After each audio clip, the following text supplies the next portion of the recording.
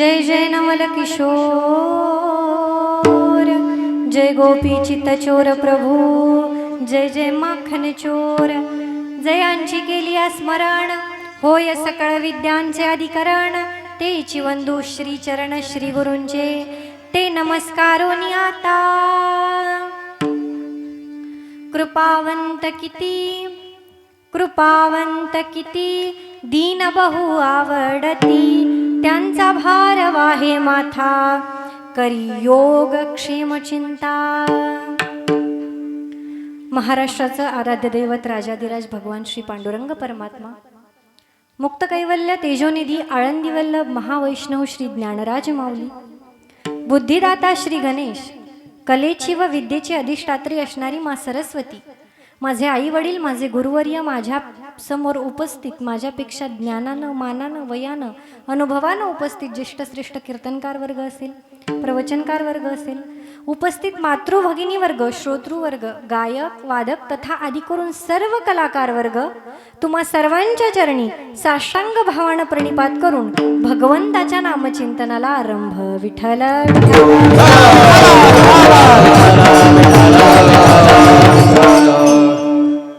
सेवेकरता निवडलेला अभंग श्री तुकोबारायांचा 4 चरणाचा. आणि या अभंगातून तुकोबाराय आपल्याला देवाचं स्वरूप, स्वभाव आणि सामर्थ्य सांगतात. विठ्ठल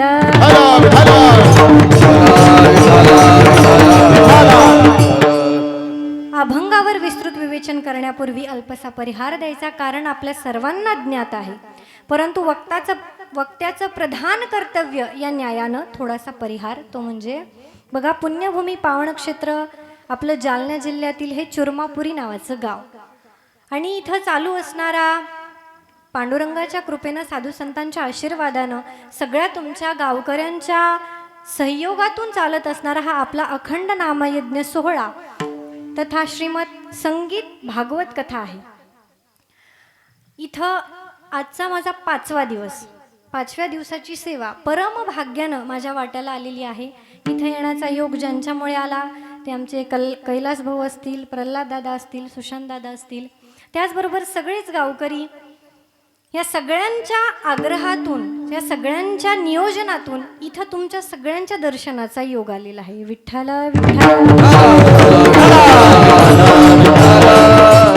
बघा, ज्या उज्ज्वल भव्य दिव्य संत परंपरेमध्ये आपण जन्माला आलोय, ज्या दिव्य संत परंपरेचे आपण पायिक झालोय, ती संत परंपरा खऱ्या अर्थानं कृतार्थानं धन्य याच करिता आहे की या संतांना जे जे काही सांगितलं, ज्याचं म्हणून आचरण केलं, ती गोष्ट अखिल विश्वामध्ये श्रेष्ठ मानल्या गेली. संत काय सांगतात? सर्व्यापी सुखीन संतु, सर्वे संतो निरामया, सर्वे भद्राणी पश्यंतु, मा कश्चित दुःख मापनुयात. याचा साधा अर्थ म्हणजे या जगात कुणीच दुःखी नसावं अशी भव्य आणि दिव्य स्वरूपाची मागणी प्रथमतः जर कुठे झाली असेल तर ती माझ्या भारत देशात झालेली आहे. यापुढे जाऊन संत सांगतात, अयम निजो परो वेत्ती गणना लघु चेतसाम, उदार चरितानाम तू वसुधैव कुटुंबकम. वसुधैव कुटुंबकम म्हणजे माझ्या माऊलीच्या भाषेत सांगायचं झालं तर हे विश्वची माझे घर, ऐसी मती जयाची स्थिर, किंबहुना चराचर आपण जाहला. अहो, अवघं विश्व आपलं घर म्हणायला लावणाऱ्या पुण्य आणि पवित्र अशा संत मांदियाळीमध्ये म्हणजेच भारतामध्ये, नवे महाराष्ट्रामध्ये आपला जन्म झालाय. आणि मला नाही वाटत याच्यापेक्षा दुसरं भाग्य असावं महाराज.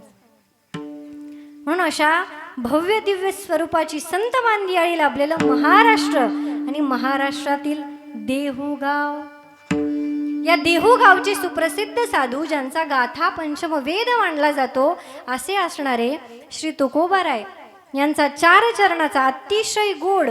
देवाची भक्ती करत असताना देवाला आधी ओळखलं पाहिजे, म्हणून देवाचा स्वभाव, देवाचं नेमकं स्वरूप आणि देवाचं सामर्थ्य सांगतात. विठ्ठल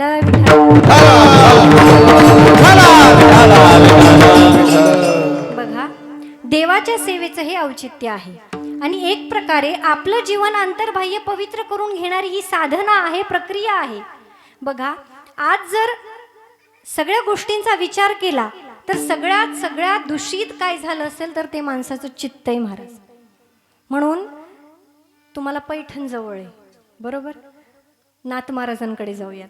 नाथ महाराजांना एकाने प्रश्न विचारला की नाथ बाबा, चित्तशुद्धीसाठी काय केलं पाहिजे?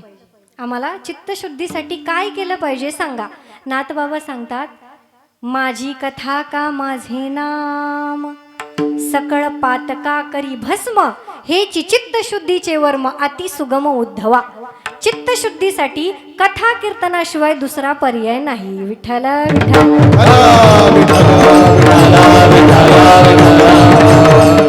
एवढंच नाही, आता तुकोबारायांकडे जाऊ. तुकोबाराय म्हणतात की देवा, तुझ्या स्वरूपाचं चिंतन, तुझ्या स्वभावाचं चिंतन, तुझ्या रूपाचं, तुझ्या गुणाचं चिंतन मी करून माझं जीवन अंतर्बाह्य पवित्र करून घेईल. कसं?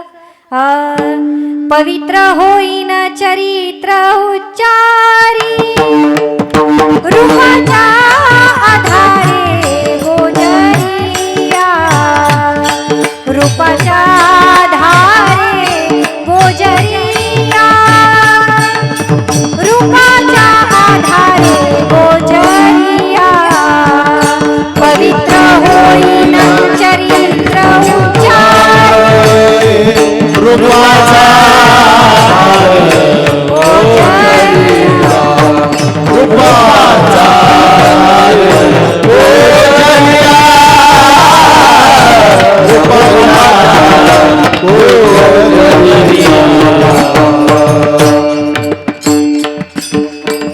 तुकोबाराय म्हणतात पवित्र होईन, पण कसं?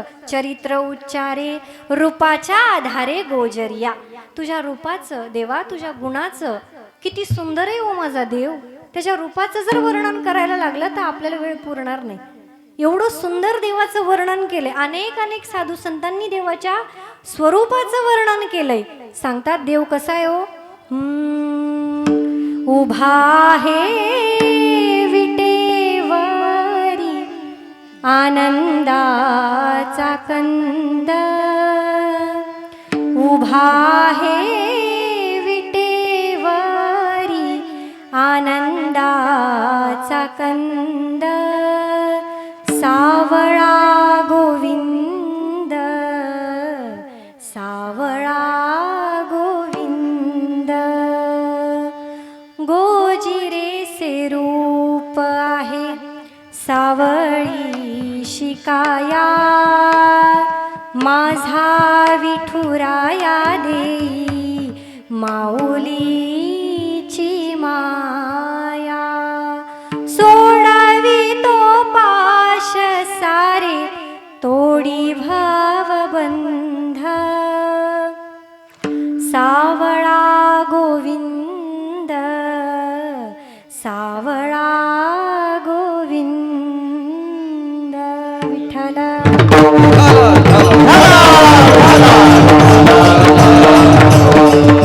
इतका सुंदर राजस सुकुमार मदनाचा पुतळा रवी शशी कळा लोपलिया. इतका सुंदर आहे. मग देवाचं वर्णन करत असताना आपण देवाची भक्ती करतो. कलियुगामध्ये आपल्याला नवविधा भक्ती सांगितलेली आहे. त्यातील कीर्तन नावाची भक्ती आपण करतोय. पण कीर्तन करतो, कथा करतो, भजन करतो, पण देवाला आधी ओळखलं पाहिजे ना. ज्या देवाची आपण भक्ती करतो, बघा अहो, सामान्य संसार करत असताना आपण समोरच्याला कुठलाही व्यवहार करताना त्याचा स्वभाव बघतो की नाही? पैशाचा व्यवहार करत असताना आपल्याला समोरच्यावर विश्वास असेल, त्याचा स्वभाव माहीत असेल की हा घेतल्यानंतर परत देणार आहे.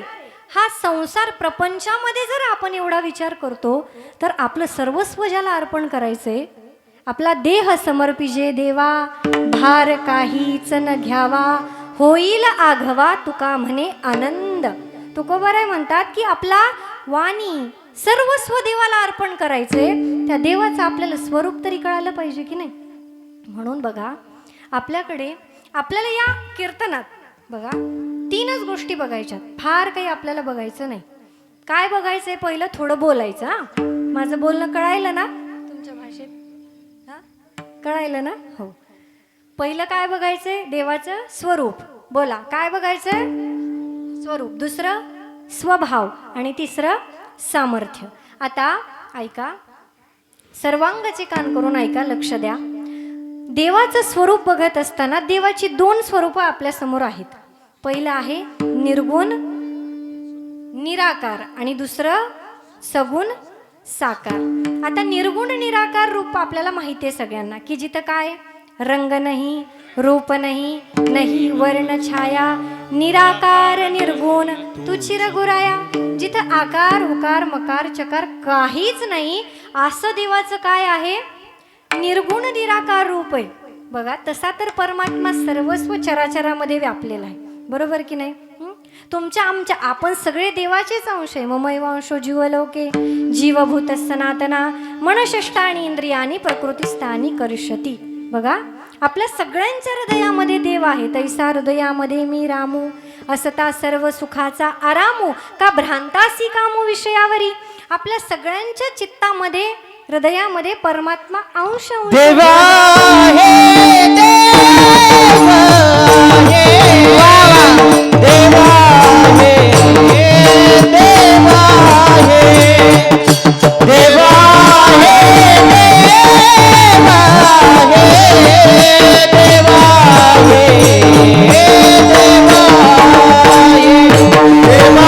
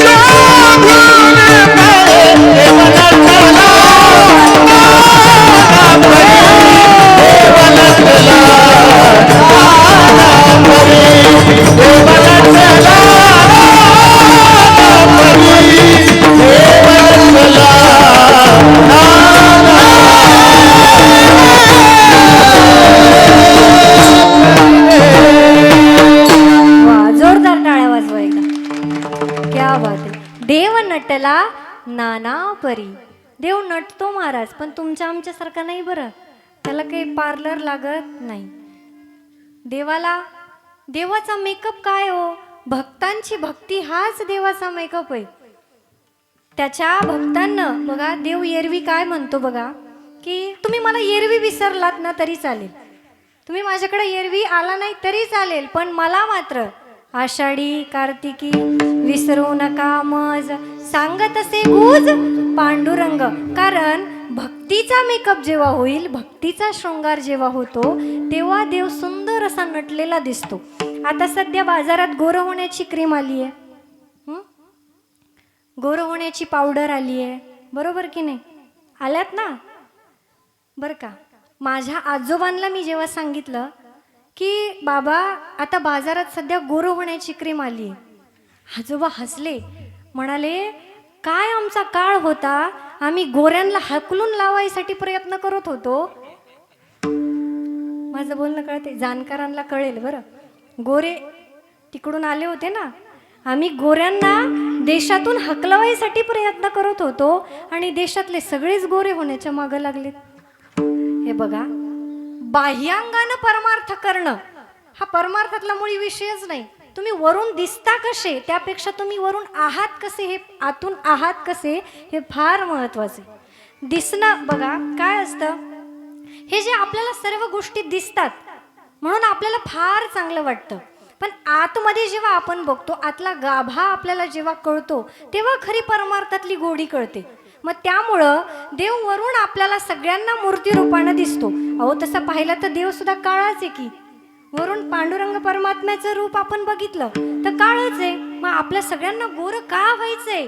जेव्हा देवासारखा रंग आपला होईल तेव्हा खरा परमार्थ आहे. म्हणजे काळं व्हायचं म्हणजे रंगाने नाही, आपलं अंतरंग आतून शुद्ध झालं की तोच खरा पांडुरंग. विठ्ठल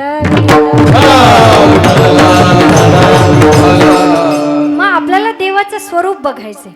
अहो हे निर्गुण निराकार म्हणजे जिथं काहीच नाही ते देवाचं निर्गुण निराकार रूप आहे. आता देवाचं आपल्याला सगुण साकार रूप बघायचं.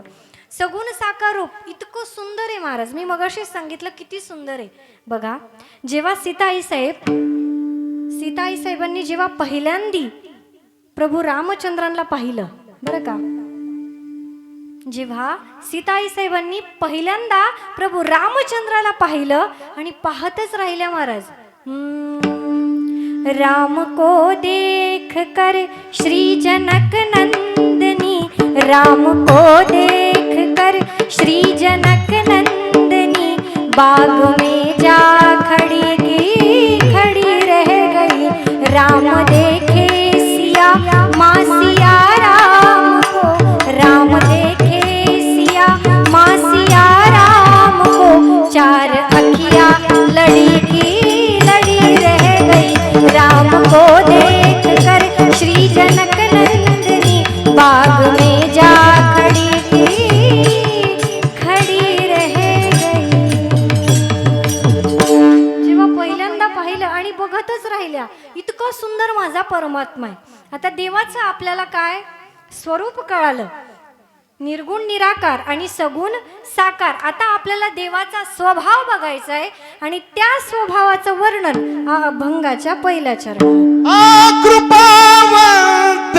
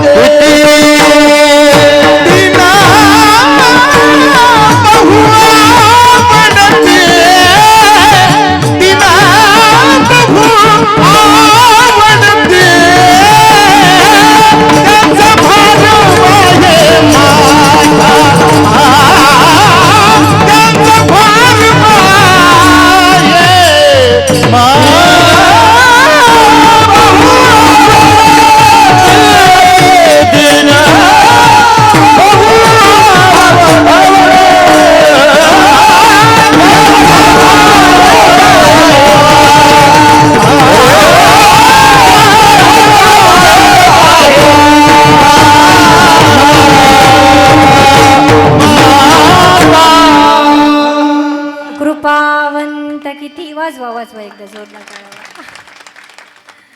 कृपावंत किती दीन बहु आवडती. तुकोबरायांनी देवाचा स्वभाव पहिल्या चरणात सांगितला. देव कसा आहे? कृपावंत, कृपेचा सागर आहे. बघा वंत प्रत्यय जिथं जिथं जिथं येतो तिथं विपुलता सिद्ध होत असते. कृपावंत, भाग्यवंत, कीर्तिवंत, यशवंत, बाकी सारे वंत. आता सगळे सांगत बसायला टाइम नाही, म्हणून वंत प्रत्यय जिथं आला की तिथं अनलिमिटेड, कमीच कशाची नाही असा कृपेचा सागर असणारा परमात्मा आहे. देवाचा स्वभाव सांगितलाय की तो कृपा करतो. बघा दोन शब्द असतात, कृपा आणि आशीर्वाद. कृपा वेगळी आणि आशीर्वाद वेगळा. आशीर्वाद हा मागून घ्यावा लागतो आणि कृपा ही व्हावी लागते. विठ्ठल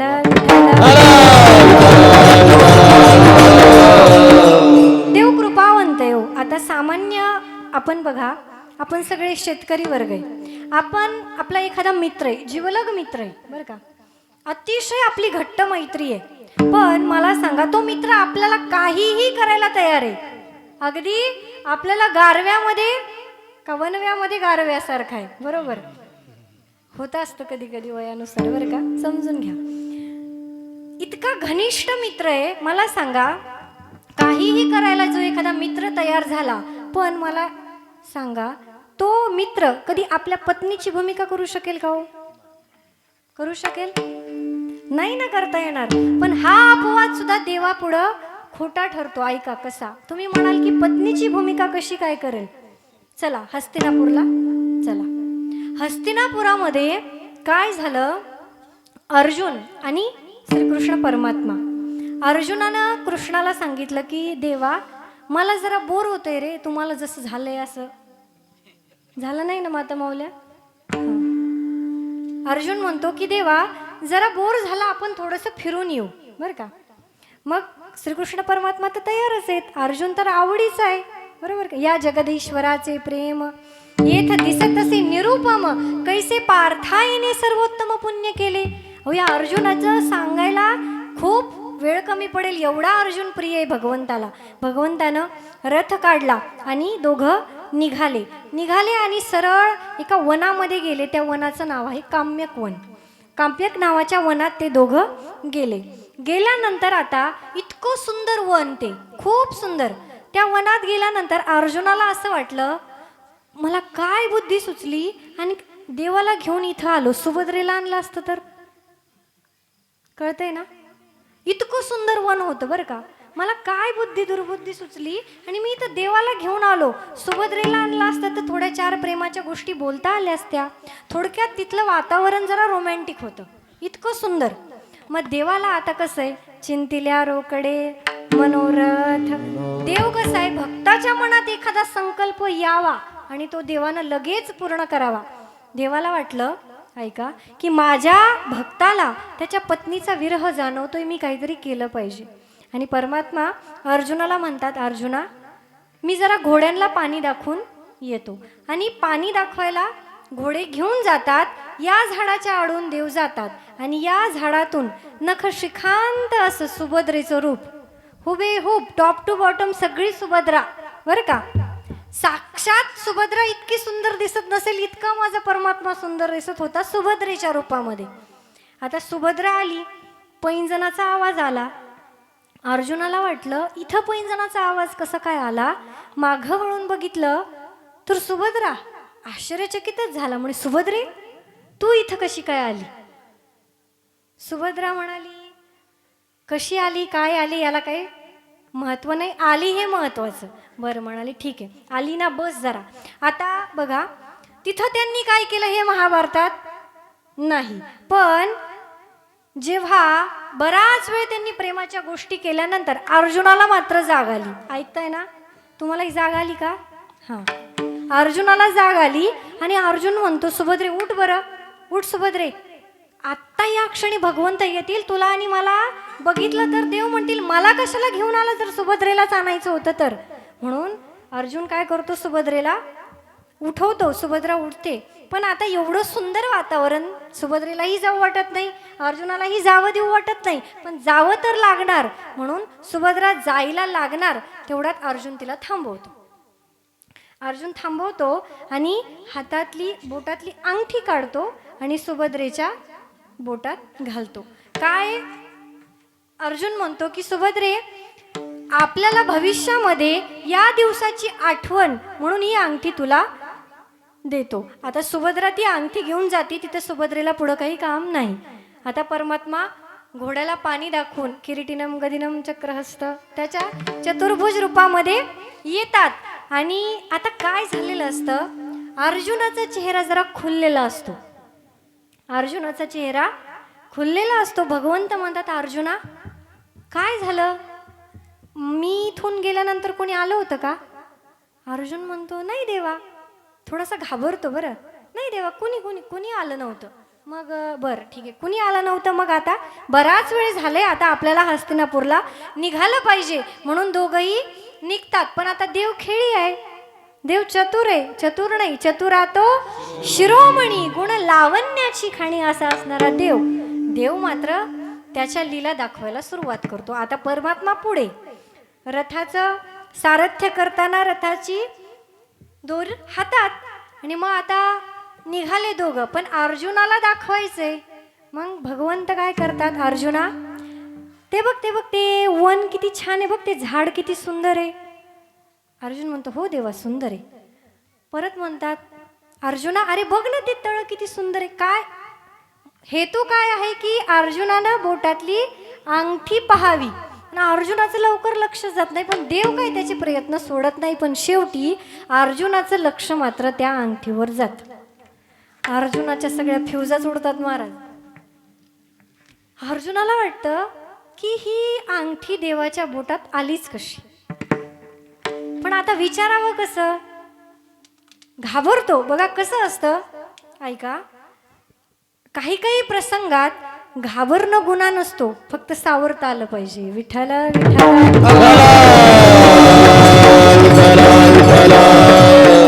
तसा अर्जुन सावरतो आणि देवाला विचारायला जातो. देवा, अरे मला एक विचारायचं होतं म्हणे. देव म्हणतो, विचार ना बाबा, का गीता कळाली नाही का तुला? आता मी परत काही सांगत बसत नाही. नाही नाही, गीता कळाली म्हणे देवा, पण एक प्रश्न विचारायचा आहे. मग विचार बाबा, लवकर विचार, आपली वेळ पुढं जात चालली आहे, लवकर विचार. अर्जुन म्हणतो, देवा ते असं होतं ना आपल्याला कधी कधी घाबरल्यावर. देवा अरे बाबा बोल रे अर्जुना, काय घाबरतोस? एवढ्या गीतेतले अवघड अवघड प्रश्न विचारले, साधा प्रश्न विचारायला आता घाबरतोयस. मग अर्जुन देवाला म्हणतो, देवा मला एक सांग की ही अंगठी तुझ्या बोटात कशी आली? देव म्हणतो, अरे असं काय विचारतोस, आत्ताच तर तू घातलीस ना. आणि मग अर्जुनाच्या लक्षात येतं की मी असा व्यवहार सुभद्रा म्हणून जिच्या सोबत करत होतो, ती सुभद्रा नाही, माझा देव होता. विठ्ठल विठ्ठल.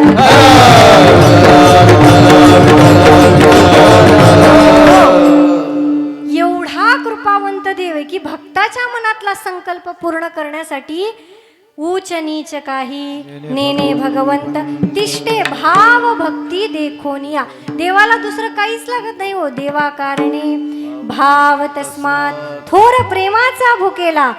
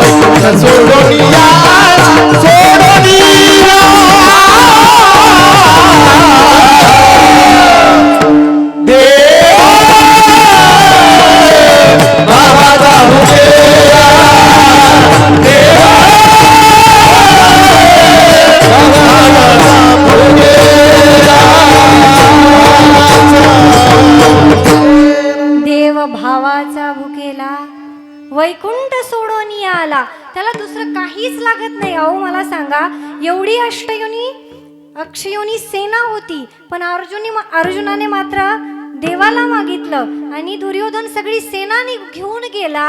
तेव्हा भगवंत अर्जुनाला म्हणतात की अरे अर्जुन स्मित हास्य करत होता, त्याला भगवंत मिळाले यातच समाधान होतं. पण कृष्ण परमात्मा मात्र अर्जुनाचा उपहास करताना अर्जुनाला म्हणतात की अरे अर्जुन हसतोस काय?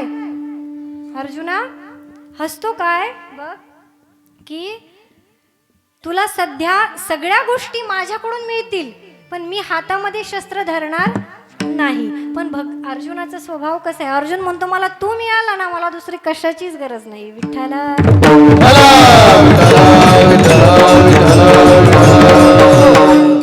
भगवंत अर्जुनाला म्हणतात की हार निश्चित है तेरी, हर दिन रहेगा उदास. काय म्हणतात?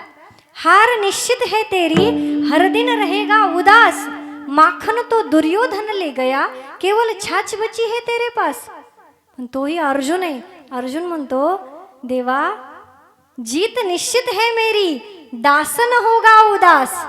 जीत निश्चित है मेरी, दासन होगा उदास. माखन लेकर क्या करूं जब माखन चोर है मेरे पास.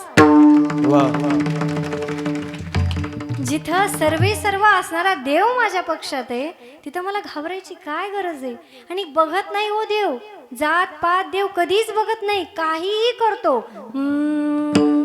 कबीराचे विणितो शेले, कबीराचे विणितो शेले, कौसल्याचा रामबाई, कौसल्याचा राम, कौसल्याचा रामबाई, कौसल्याचा राम, कौशल्याचा रामबाई, कौशल्याचा राम, कौशल्याचा रामबाई, कौशल्याचा भावड्या भक्तासाठी, भावड्या भक्तासाठी देव करिता, कौसल्याचा रामबाई, कौसल्याचा राम, कौसल्याचा रामबाई, कौसल्याचा राम, कौशल्याचा रामबाई, कौशल्याचा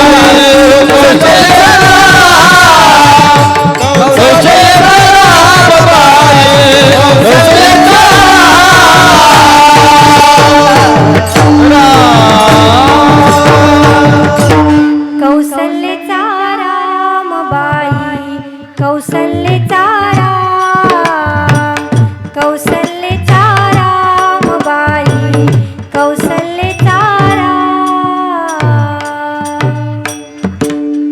भक्तासाठी देव करायला कधीच लाजत नाही. म्हणून देवाचा स्वभाव आहे की तो कृपेची वर्षाव करतो, कृपा करतो. बघा, आपल्या सामान्य जीवाला वाटतं की आपलं कल्याण व्हावं, कुणाच्या ना कुणाच्या संगतीत गेल्यानंतर आपलं कल्याण व्हावं. पण बघा, देवाकडे गेल्यानंतर आपण मंदिरात देवाच्या रोज जातो, दररोज देवाच्या मंदिरात जातो. पण ऐका, ये मंदिर भी एक गजब की जगह है, ये मंदिर भी एक गजब की जगह है. इधर गरीब बाहर भीख मांगते हैं और अमीर अंदर भीख मांगते हैं. कळतंय का? गरीब बाहेर भीक मागतो आणि श्रीमंत आतमध्ये. बरं, या बाहेरच्या भिकाऱ्याचं 2-5 रुपयात भागतो, आतला 10-10 लाख मागतो. देवाकडे गेल्यानंतर देवाला जर मागितलं ना तर दुसरं कमी पडणार नाही. म्हणून म्हणतात, राम को मांगले मेरे प्यारे, राम को मांगले मेरे प्यारे, उम्र भर का सहारा मिलेगा, उम्र भर का सहारा मिलेगा, उम्र भर का सहारा मिलेगा, उम्र भर का सहारा मिलेगा. मांगले मेरे प्यारे, राम को मांगले मेरे प्यारे, उम्र भर का सहारा मिलेगा, उम्र भर का सहारा मिलेगा, उम्र भर का सहारा मिलेगा, उम्र भर का सहारा मिलेगा. वो कितना तो हाथ से ले सकेगा, देने वाले की लाख है बाहें. वो कितना तो हाथ से ले सकेगा, देने वाले की लाख है बाहें. सिर्फ इनके चरण में ही तुमको, सिर्फ इनके चरण में ही तुमको जिंदगी भर उजाला मिलेगा, उम्र भर का सहारा मिलेगा, उम्र भर का सहारा मिलेगा, उम्र भर का सहारा मिलेगा, उम्र भर का सहारा मिलेगा, उम्र भर का सहारा मिलेगा, उम्र भर का सहारा मिलेगा.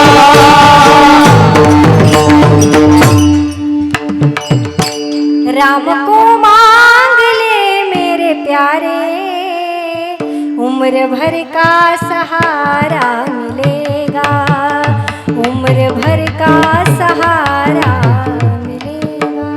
म्हणून बघा, म्हणतात, संग मत करो राजा का, पता नहीं कब रुला दे, संग मत करो राजा का, पता नहीं कब रुला दे, संग करो संतन का पता नहीं कब हरी से मिला दे. म्हणून एक गोष्ट कायम लक्षात ठेवा, संसारियों का संग करोगे तो काम की याद आएगी. संसारियों का संग करोगे तो काम की याद आएगी. संतन का संग करोगे तो राम की याद आएगी. विठ्ठल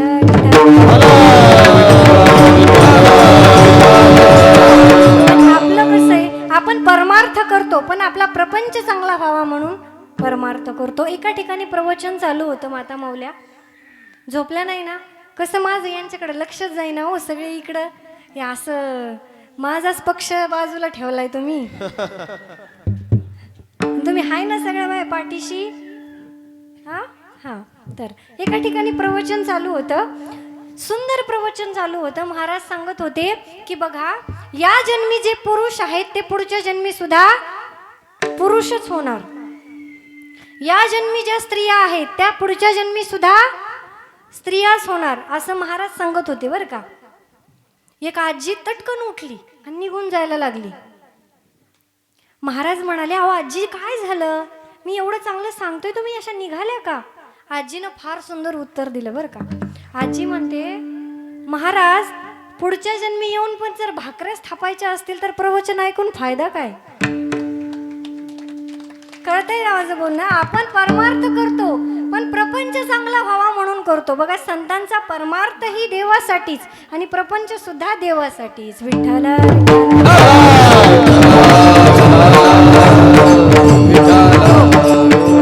भगवंताचा स्वभाव सांगत असताना तुम्ही देवाकडे गेला ना, देवाला मागायचं, देव भक्तासाठीच द्यायला तयार आहे हो. ज्या ज्या भक्तासाठी, ज्या ज्या भक्तावर कधी काही संकट येतं ना, त्यांचा भगवंत काय करतो, भार वाहतो दुसरं चरण.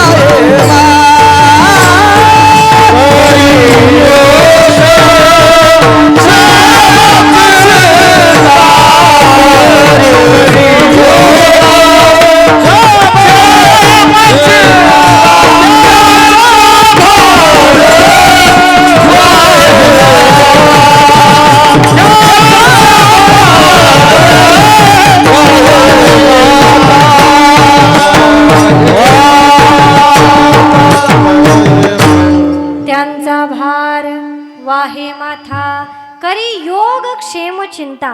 पण कुणाचा भार वाहतो, जे त्याचे भक्त आहेत. देवाला भक्त किती आवडतात, फार सुंदर सांगतात. देवाला विचारलं की तुम्हाला सगळ्यात जास्त काय आवडतं, परमात्मा सांगतात, न मे तथा प्रियतम आत्मयो निर्ण शंकरहा न संकर्षण न च श्री नैवात्माचे यथा भवान. ऐका, म्हणजे या सगळ्या विश्वामध्ये मला सगळ्यात जास्त काय आवडत असेल तर न संकर्षण, संकर्षण म्हणजे माझा मोठा भाऊ बळीराम दादा, न च श्री माझी पत्नी लक्ष्मी सुद्धा मला एवढी आवडत नाही, शंकर भगवान सुद्धा एवढे आवडत नाहीत. एवढं मला काय आवडतात, नैवात्माचे यथा भवान. भवान म्हणजे तुम्ही, म्हणजे माझे भक्त मला एवढे आवडतात. आणि भक्तासाठी देव काय काय करतो, किती किती उदाहरण आहेत.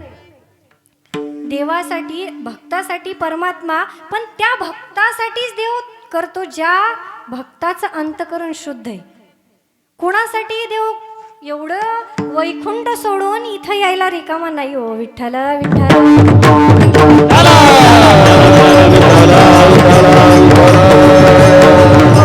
पण आपण सगळे परमार्थ करतो तो कशासाठी? आपल्याला काहीतरी पाहिजे, काहीतरी मिळावं याच्यासाठी आपण परमार्थ करतो.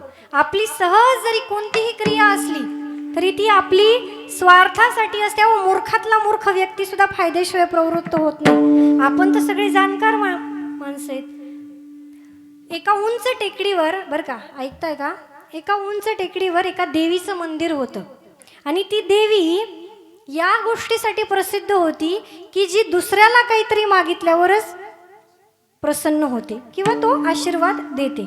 आता देवीची महती ऐकली, बऱ्याच लोक तिथं, बरीच लोक जात होती. एक तरुण मुलगा देवीच्या दर्शनाला चालला होता. जाताना पुजाऱ्याचं काम होतं बाबा या देवीचं महात्म्य सांगणं. माणसानं गेलं. पूर्वी काय असायचं, देवाकडं संत यायचे तेव्हा देव संतांना म्हणायचा की अहो काहीतरी मागा, तुकोबार आहे मला काहीतरी मागा. आता जेव्हा माणसं देवाकडे येतात तेव्हा देवाला वाटतं यानं मला यावेळी तरी काही मागू नये, निदान एवढी वेळ तरी मला यानं काही मागू नये. देवाला भीती वाटते हो. तो तरुण तिथं देवीच्या दर्शनाला चाललेला असताना त्या पुजाऱ्यानं त्याला सांगितलं की हे बघ बाबा, देवीच्या दर्शनाला चाललाय पण ही देवी वेगळी आहे, दुसऱ्याला मागितल्यावरच देवी देते. म्हणाला ठीक आहे, काही अडचण नाही. जातो, देवीचं दर्शन घेतो. येता वेळी पुजाऱ्याला वाटतं की बाबा ह्यानं काय मागितलं असेल जरा बघू. मग त्याला थांबवतो आणि म्हणतो बाळा देवीला काय बरं मागितलं? तो मला मागितलेलं सांगायचं नसतं, मग ते पूर्ण होत नाही. असं होतं ना, बरोबर की नाही? नाही म्हणाला असं काही नाही, देवी प्रसन्न होईल. तुझं दुसऱ्यासाठी मागितलं असेल तर देवी नक्की देणार, तू निसंकोच सांग. तो मुलगा म्हणतो मी फार काही वेगळं मागितलं नाही हो, मी देवीला म्हणलं देवी माझ्या मायबापाला चांगली सून मिळू दे. आता हे मागणं कोणासाठी आहे? त्याच्यासाठी, दुसऱ्यावर घालून का होईना पण मागितलं स्वतःसाठीच ना. विठ्ठल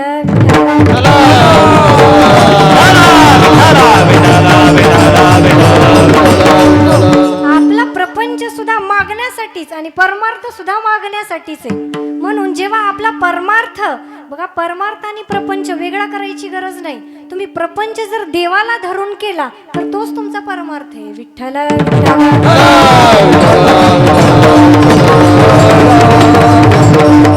हो.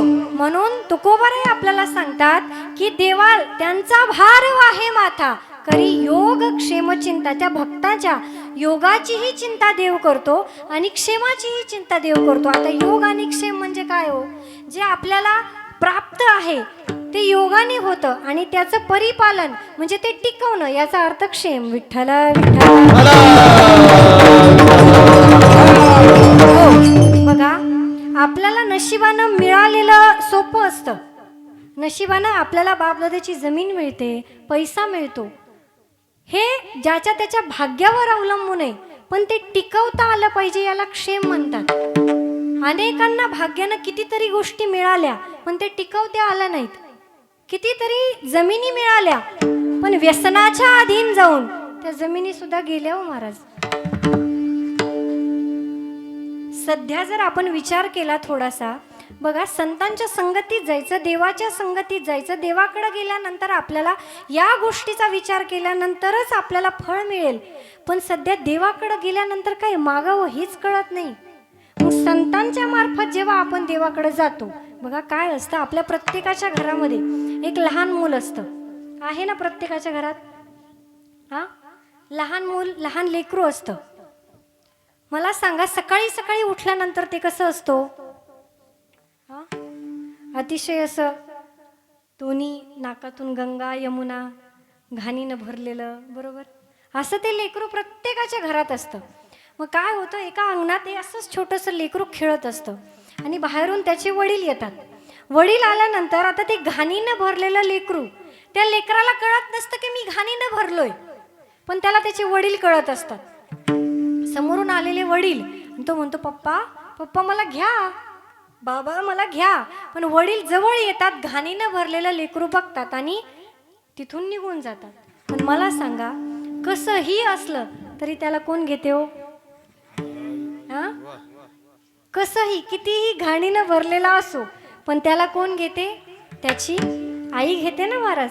तर आई, अहो गुणवानावर प्रेम करणारे लाखो भेटतील, पण अवगुण्यावर सुद्धा प्रेम करणारा फक्त आई असते.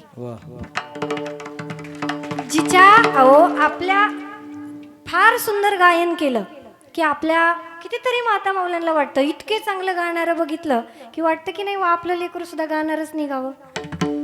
वाटतं गाणारं पण निघतं पिणारं, है की नाही? एवढं सुंदर वाद्य वाजवल्यानंतर वाटतं की नाही म्हणजे हे काय त्यांच्यात गुण आहे, हा त्यांच्यातला गुण आहे. गुणवानावर आपण कुणीही प्रेम करू हो. पण ज्या कसंही लेकरू असताना बघा, एका आईला 3 लेकरं होते. 3 लेकरं होते. ती का त्या लेकरावर अवगुण्यावर सुद्धा प्रेम करते लक्षात येईल. पहिलं लेकरू रडायला लागतं, मोठं असतं. तिघही रडायला लागतात. मोठ्या लेकराकडे जाते. मोठ्या लेकराला म्हणते, तुला काय झालं बाळा? तो म्हणतो, मला आई 10 रुपये पाहिजे. मला काही माहित नाही, मला 10 रुपये पाहिजे. ती म्हणते, हे बाबा 10 रुपये घे पण शांत बस. त्याला 10 रुपये देते, ते शांत बसतं. दुसरं लेकरू रडत असतं, त्याच्याकडे जाते, तुला काय झालं सोन्या? तो म्हणतो, मला आई बिस्किटचा पुडा पाहिजे. आई म्हणती, हा घे बिस्किटचे 2 पुडे घे पण रडू काही नको. ते बिस्किटचा पुडा घेतं, शांत बसतं. तिसरं मात्र लाडाचं असतं, छोटं असतं, ते काय रडायचं थांबत नाही. त्या लेकराला आई स्वतः म्हणते, तुला 10 रुपये देऊ? ते म्हणते, आई मला 10 रुपये नको. तुला बिस्किटचा पुडा देऊ? म्हणतो, मला बिस्किटचा पुडा नको. अरे तुला 10 रुपये नको, बिस्किटचा पुडा देऊ नको, मग तू रडतोय कशासाठी? ते लेकरू म्हणतं, मला आई 10 रुपये नको, बिस्किटचा पुडा नको, मला तू पाहिजे. मला फक्त तू पाहिजे, तू सोडून मला दुसरं काहीच नको. ज्या लहान लेकराला आई सोडून काही आवडत नाही, त्या मोठ्या झाल्यानंतरच्या लेकराला त्या लेकरापासून आईला कसं राहावं वाटेल हो?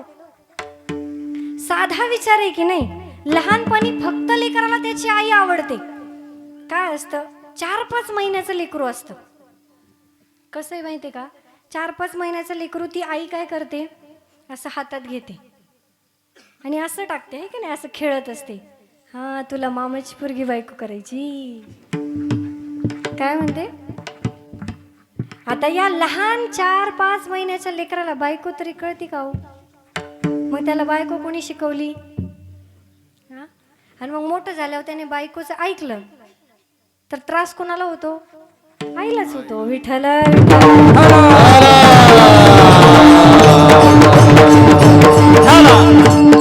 माझा मुद्दा हा आहे की तुम्ही कसेही असा, खटनट यावे, शुद्ध होऊन जावे, दौंडी पिटी भावे, चोखा मेळा, सकळांसी येथे आहे अधिकार, कलियुगी उद्धार हरीच्या नामे. मग देवाकडे तुम्ही कसंही गेलात ना, फक्त तुमच्या मनामधला भाव शुद्ध असेल तर देव द्यायला तयारच आहे. विठ्ठल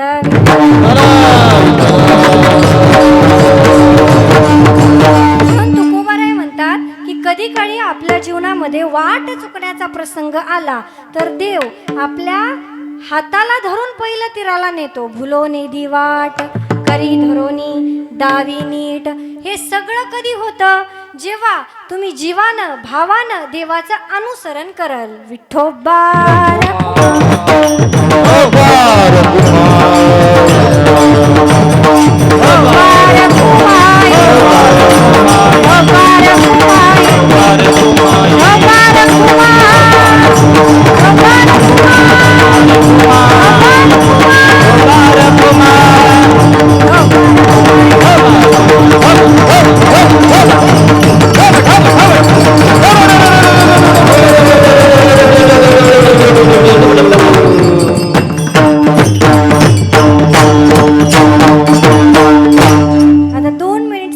वरती करायचे. आपण छान भजन घेऊ.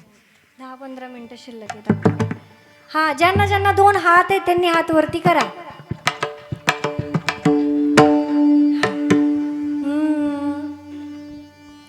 ज्ञानोबाराया माझ्या तुकोबाराया,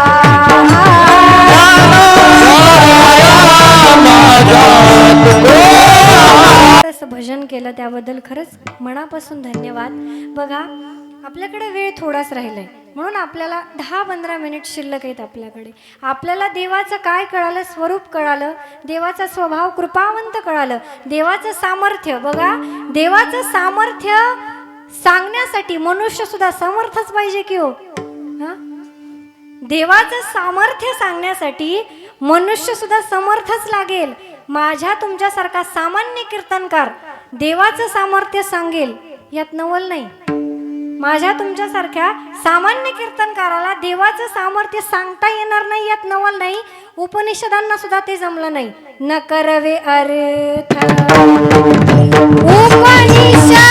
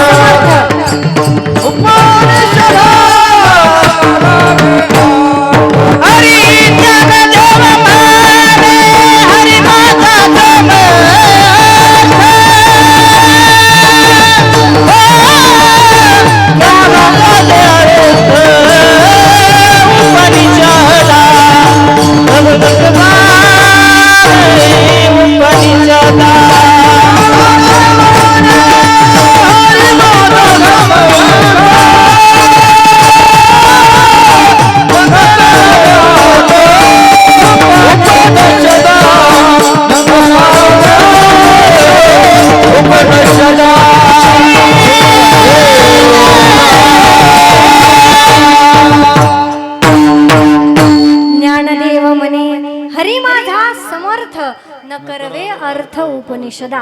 देवाच्या सामर्थ्याचं वर्णन करायला आपल्याकडे सुद्धा ते सामर्थ्य लागेल. म्हणून देवाचं स्वरूप, स्वभाव, सामर्थ्य सांगताना तुकोबाराय आपल्याला जाता जाता एक विनंती करतात की तुम्हाला सगळं मिळेल, फक्त तुम्ही त्या देवाचं भावानं, जीवानं फक्त अनुसरण करा. दुसरं काहीच लागत नाही. सध्या आपल्या सगळ्यांना सुखाची अपेक्षा आहे. सगळ्यांना वाटतं मी सुखी व्हावं, मी सुखी व्हावं, मी सुखी असावं. मला सांगा, सुखी असणं हे दाखवणं महत्वाचं आहे का सुखी असणं हे अनुभवणं महत्वाचं आहे? सुखी असणं हे अनुभवणं फार महत्वाचं आहे. लोक लाखोंचा खर्च करतात आणि फिरायला जातात. लाखोचा खर्च करतात, फिरायला जातात. तिथं गेल्यानंतर बघत काहीच नाहीत, फक्त फोटो काढतात आणि स्टेटसला टाकतात. बघायचं, फोटो काढायचा, स्टेटसला टाकायचं. आणि मुद्दा त्याच्या पुढे स्टेटसला टाकल्यानंतर कुणी कुणी माझं स्टेटस बघितलं याच्यात पुन्हा वेळ घालवायचा. बरं, त्याच्याही पेक्षा पुढं ज्याच्यासाठी टाकलंय त्याने नाही बघितलं की सगळ्या ट्रिपचे पैसे गेले असं वाटतं. मग मला सांगा, आपण सुखी आहोत हे जगाला दाखवणं महत्वाचं आहे का आपण आहोत हे अनुभवणं महत्वाचं आहे? आपण ते अनुभवलं पाहिजे.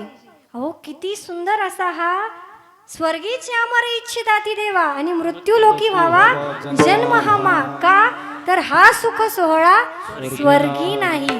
हा इतका सुंदर सोहळा इथं चालू आहे आणि त्याचा जर आपल्याला भाग होता येत नसेल तर आपल्यासारखं दुर्भाग्य दुसरं कोणच नाही.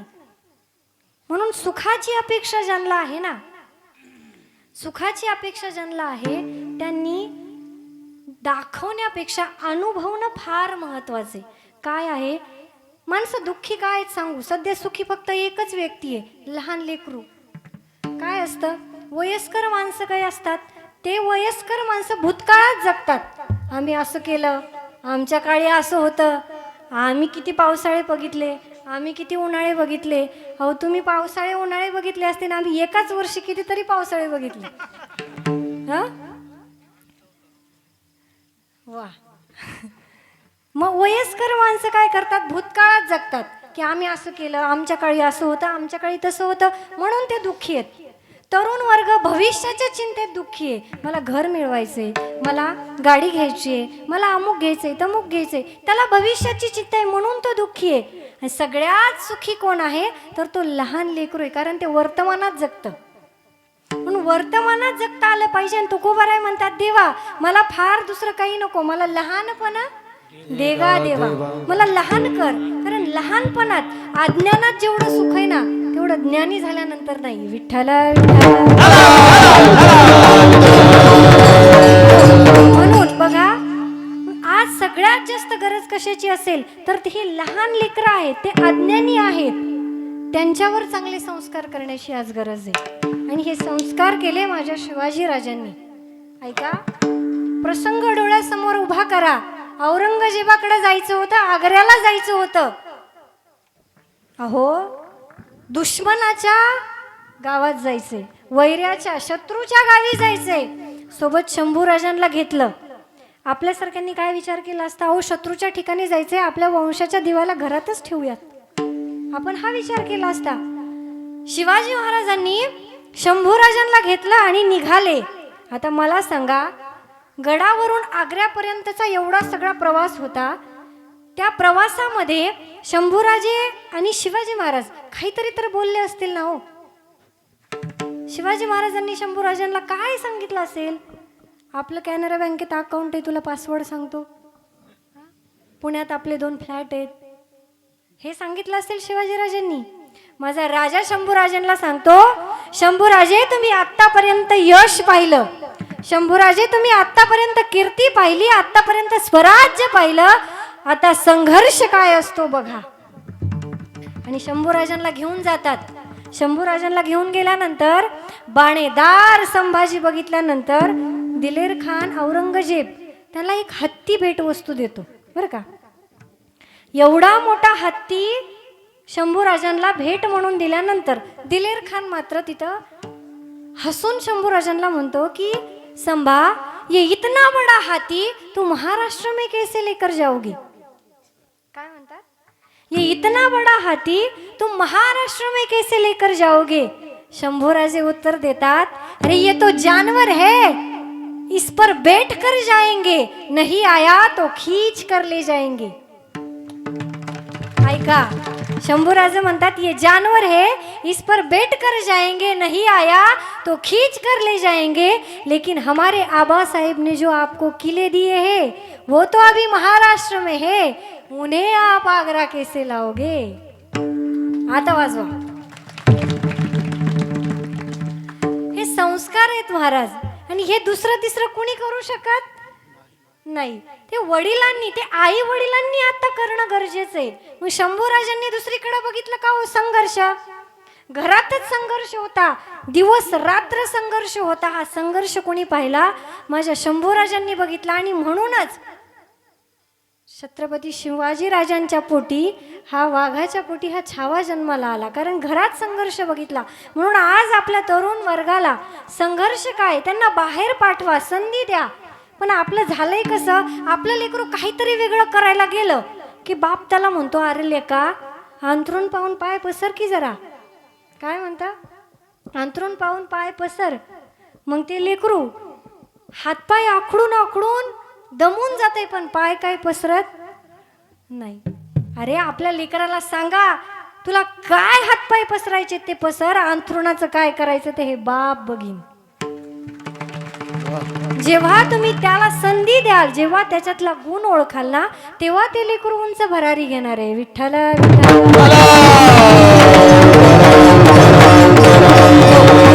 बघा, बोलण्यासारखं खूप आहे, आपली वेळ संपत आली. म्हणून जाता जाता एवढंच सांगेन की इतका सुंदर असा हा नामयज्ञ सोहळा चालू आहे.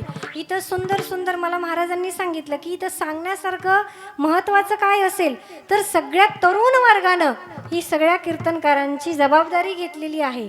फक्त खाण्यापिण्याचीच नाही तर सगळ्याची जबाबदारी त्यांनी घेतलेली आहे. म्हणून बघा काय असतं, शतेषु जायते शूर सहस्रेषु च पंडित वक्ता दस सहस्रेषु दाता भवती वानवा. जननी जने तो भक्त जने या दाता या शूर, नाही तो जननी वांज भली काहे को खोये नूर. बघा, जर आपला मुलगा एकतर भक्त असावा, एकतर शूर असावा, नाहीतर दानशूर असावा, नाहीतर त्या आईनं लेकराला जन्म नाही दिला तरी चालतो. मग काही म्हणतील, अहो आम्हाला नाही यजमान पद स्वीकारता येत, आमची तेवढी परिस्थिती नाही, आम्हाला नाही यजमान पद स्वीकारता येत, आम्ही काय करू, इथं अन्नदानाचं काम करू. काही म्हणतील, अहो महाराज आम्हाला अन्नदानही नाही देता येत, आम्ही काय करू, इथं टाळ घेऊन उभा राहू, आम्हाला नाही टाळ वाजवता येत. काही म्हणतील, आम्ही इथं पावल्या तरी खेळू. बरं, नाही आम्हाला पावल्या खेळता येत, आम्ही काय करू, इथली चटया वगैरे टाकण्याचं काम करू. अहो महाराज, आम्हाला नाही उचटया टाकता येत, आम्ही वाढीचं काम करू. एकदा तरुण वर्गासाठी जोरदार टाळ्या वाजवा बरं. 15 मिनिटात सगळी पंगत वाढायचं काम कोण करतात? तरुण वर्ग करतं महाराज. काही म्हणतील नाही आम्हाला नाही वाढायचं काम येत, आम्ही काय करू, आम्ही इथलं सगळं जेवण झाल्यानंतर झाडून काढू. काही म्हणतील आम्हाला नाही झाडता येत, आम्ही कीर्तनाला आलेल्या लोकांच्या गाड्यांची हवा सोडू. पण काहीतरी करू, आम्ही काहीतरी त्याचा भाग असू, म्हणून आपण इथल्या कशा ना कशाचा तरी भाग असला पाहिजे. म्हणून बघा फार सुंदर सांगतात, एका जंगलाला आग लागलेली असते, एका जंगलाला आग लागलेली असते आणि त्या जंगलाची आग विझवण्यासाठी चिमणी त्याच्या छोट्याशा चोचीमध्ये पाणी घेऊन ती आग विझवण्याचा प्रयत्न करत असते. हत्ती, वाघ, सिंह सगळे त्या चिमणीला हसतात की अगं चिमणे, इतक्या छोट्याशा चोचीनं तुझ्या त्या जंगलाची आग विझणार आहे का? तुझी चोच केवढी, त्यात पाणी तरी किती मावेल. ती चिमणी म्हणते की मलाही माहिती आहे की माझ्या चोचीतल्या पाण्यानं जंगलाची आग विझणार नाही, पण भविष्यात जेव्हा केव्हा या जंगलाचा इतिहास लिहिला जाईल तेव्हा माझं नाव आग लावणाऱ्यात नाही, आग विझवणाऱ्यात असेल. म्हणून आपलं नाव कधीही सप्ताह करणाऱ्यात असावं, सप्ताह बंद पाडणाऱ्यात नाही. म्हणून जेवढं जमेल तेवढं या सत्कार्याला देत चला, जेवढं जमेल एवढं त्याचा भाग होत चला, कारण इथं आल्यानंतरच इथला आनंद उपभोगता येणार आहे.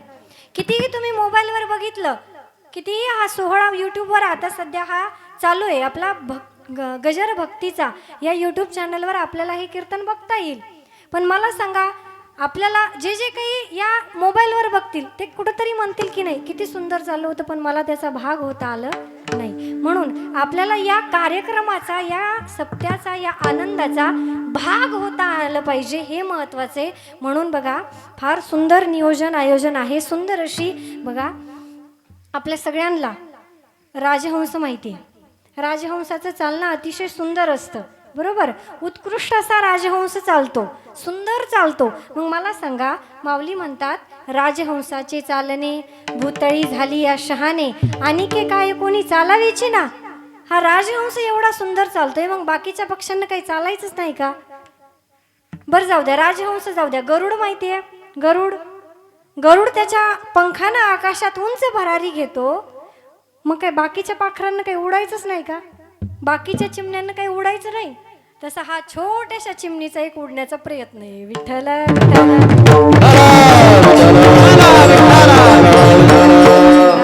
माझ्या कीर्तनासाठी ज्यांनी ज्यांनी सुंदर सुंदर अशी गायनाची साथ केली ते सगळेच खूप खूप नामांकित असे गायक आहेत. मला सगळ्यांचा खरंच परिचय नाही, परंतु सगळ्यांनी सुंदर अशी साथ दिली.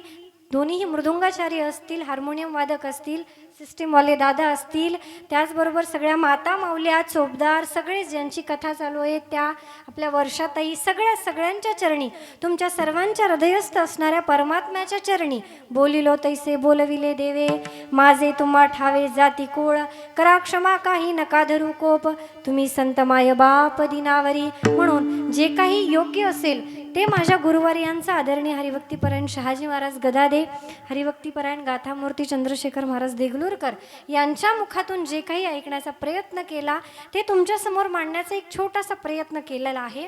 यामध्ये काही चुकलं असेल तर तो माझ्या बुद्धीचा दोष समजून मला परत करा.